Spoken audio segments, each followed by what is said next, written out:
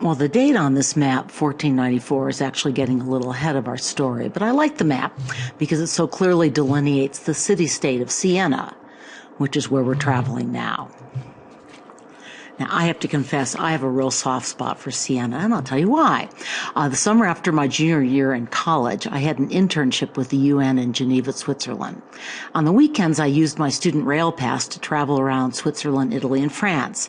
I'd sleep on the train to save money, which is how I could travel so far afield. Anyway, a friend of mine, who was really a friend of a friend, was spending the 6 months before law school backpacking through Europe. So he sent me a postcard from Siena and suggested I check it out.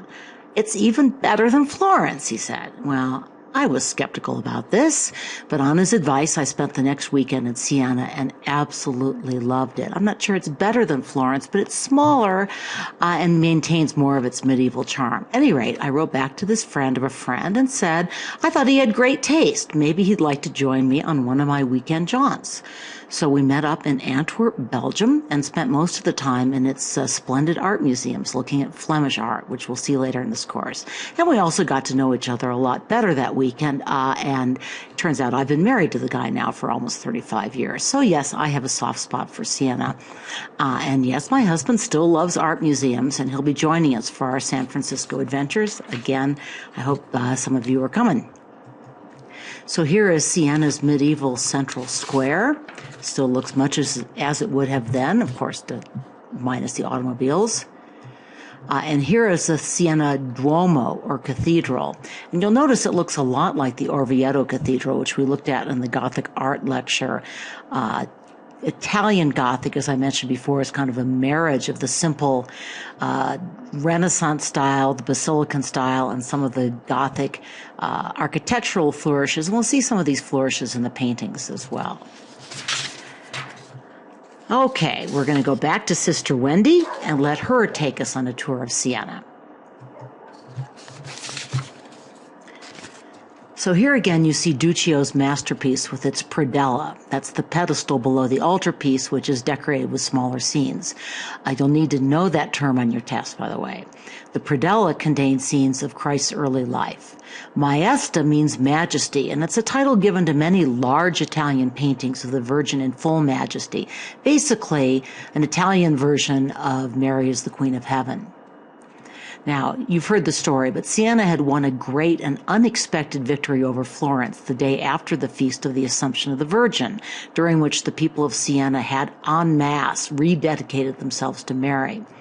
She became their patron saint, and this painting, the centerpiece of Siena's Duomo, or cathedral, was vitally important to the citizens of the city-state. You heard the description of how all of them flocked to the church to watch its installation.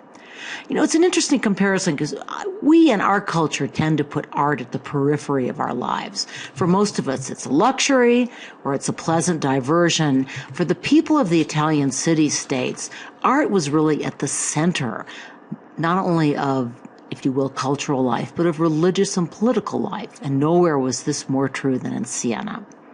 As you've also heard, this altarpiece, as you see it here in this picture, is a reconstruction. It's really digital imaging. As you heard, this altarpiece was cut apart and sold in bits, and we'll see some of these bits and find out where they're now located. Unlike Giotto's Arena Chapel, painted in fresco on wet plaster, this altarpiece was painted with egg tempera on wood.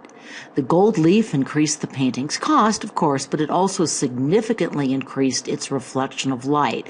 And this was really important in dark cathedrals, especially with the candles. These pictures would just glow. I mean, they would seem like heaven come down to earth.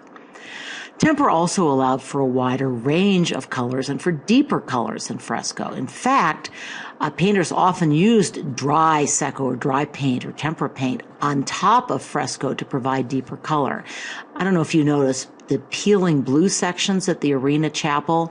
The reason for that is that the patron Scrovegni specifically contracted to have azurite dry secco paint, very, very expensive, very valuable, but also very dramatic, put on the chapel, but it just hasn't held up as well as the fresco.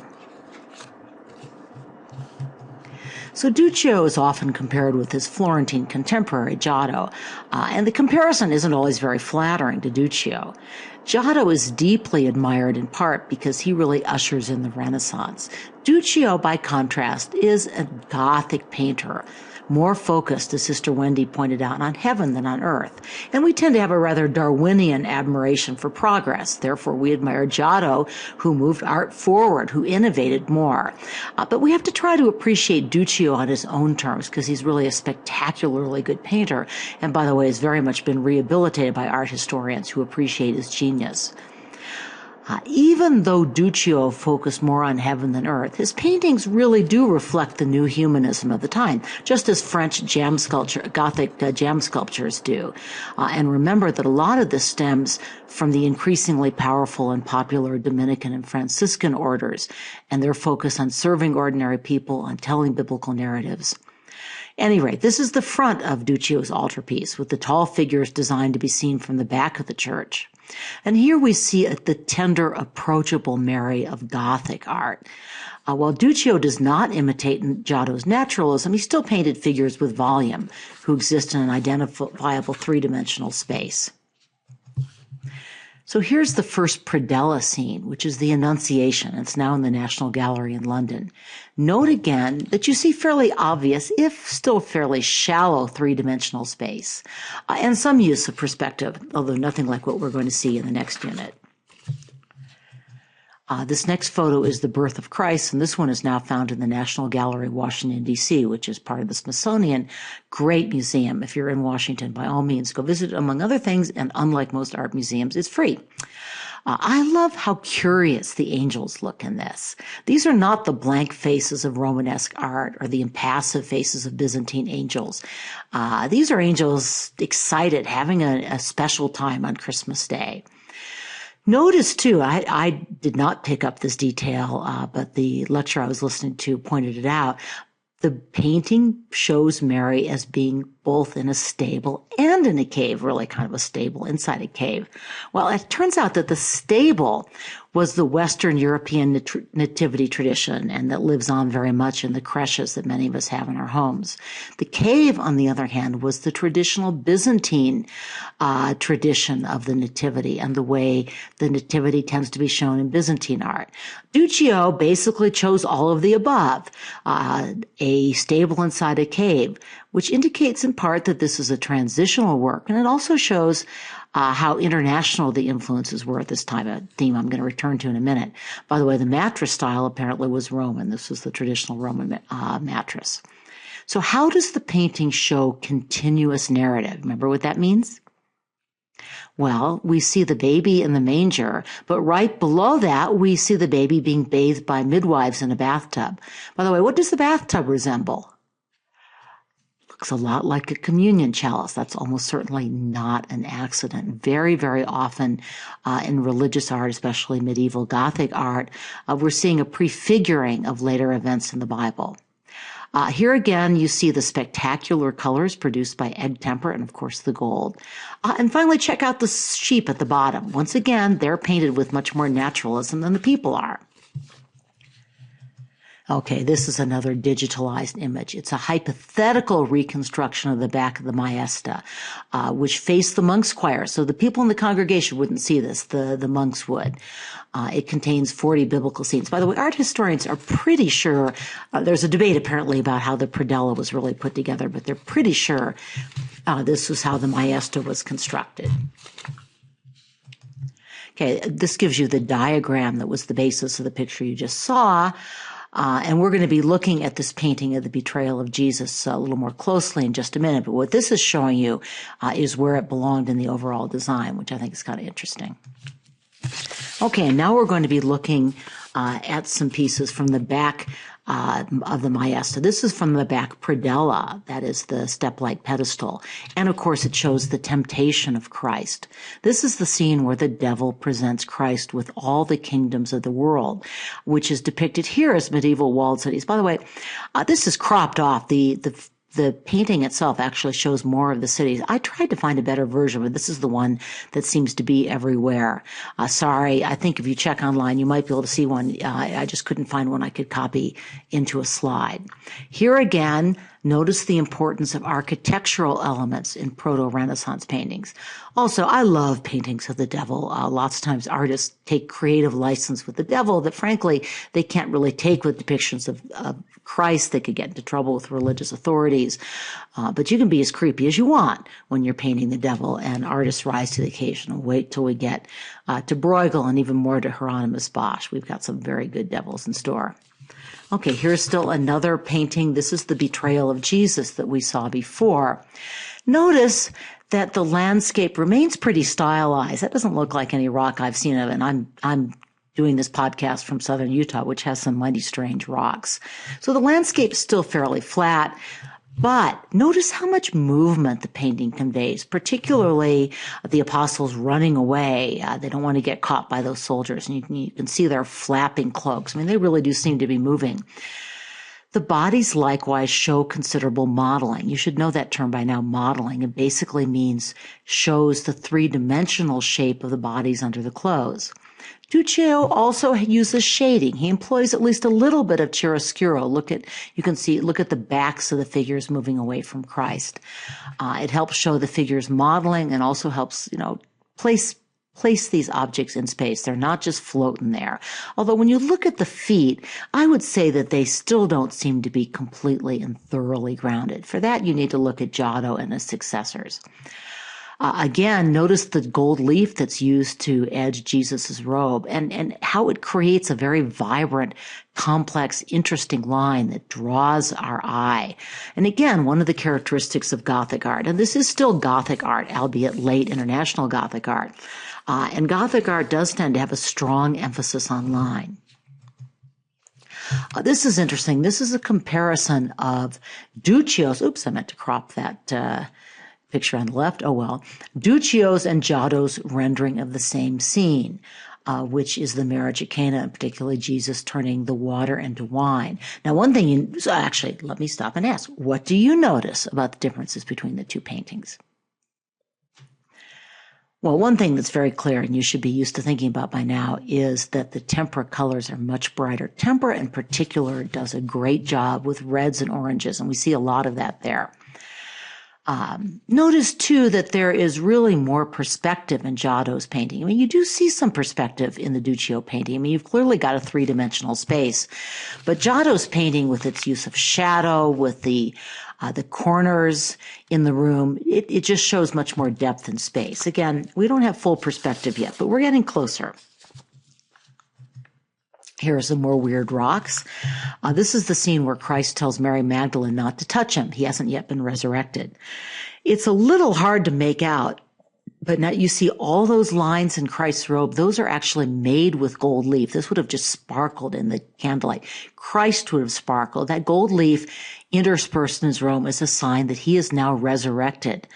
And that's the symbol of his resurrected body. So much in art becomes stylized and symbolic. One last image from this extraordinary work. And by the way, most of these are not in your textbook, but this is a very important work. And I like a chance to get a close-up look at things that we just see as little panels in many of the slides. At any rate, I've been listening to a series of lectures on proto-Renaissance art from an art historian. You think I'm long-winded, he's worse, but interesting. And he made a point about this particular painting that I thought was especially intriguing. The Transfiguration is really a theological moment. It's theologically rich. Christ transfigured before the eyes of the apostles. But it's harder to show as a narrative than, say, the birth of Jesus in a manger, or coming into Jerusalem on a donkey, or even being crucified.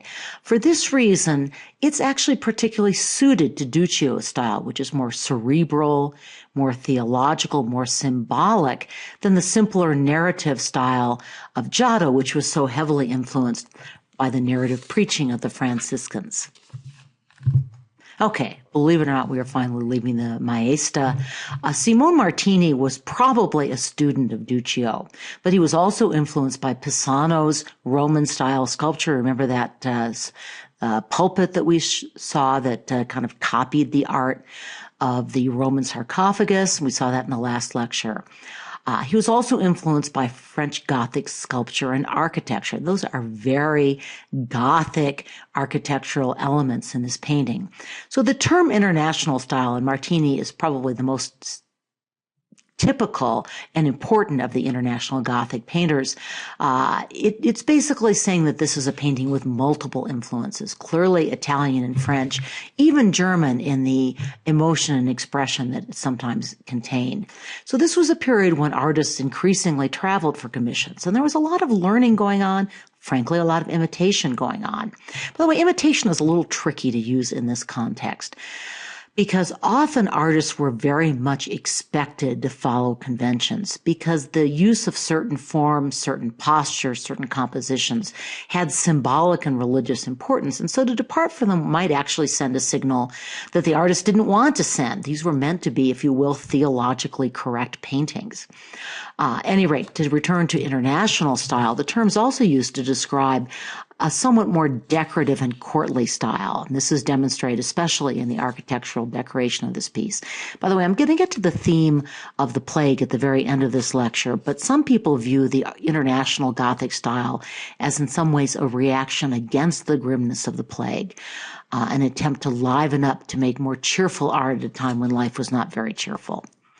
At any rate, notice that this altarpiece again uses an extraordinary amount of gold leaf. This would have been a very, very expensive piece to produce. And again, the purpose is, first of all, of course, to create an image of heaven. Remember, the churches were meant to be a slice of heaven on earth, or at least an introduction to the world of heaven. We're supposed to leave our worldly cares behind, but also to realize why we should abandon earthly sins. But of course, it was also designed simply to shine in a dark cathedral lit by candlelight. Notice too the vibrant colors of egg temper. Again, you see a lot of orange and red, here particularly bright oranges, a color that tempera did very well, much better than fresco. The words coming out of Gabriel's mouth, by the way, are familiar to you. They aren't exactly the way we say them in the prayer, but it's basically, Hail Mary, full of grace. It's the Annunciation. So, and I think this is interesting. How does the artist depict Mary's reaction to Gabriel? How does Mary react to being told that she, a virgin, is going to have a child? We have the Magnificat. We know what she says in the scripture. But in this painting, what do you think?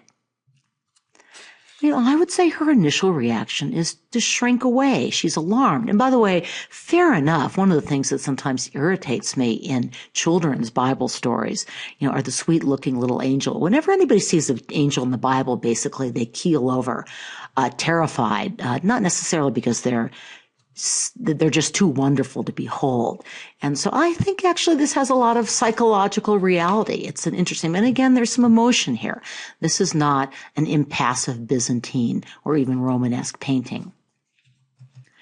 So here's another painting that isn't in your textbook, but was in the lecture that I just listened to. And I'm including it because the lecture I was listening to pointed out that it was really the first clear indication of very in-depth perspective. Now, it's not mathematical perspective. If you applied the laws of mathematical perspective to this painting, you discover that it doesn't work.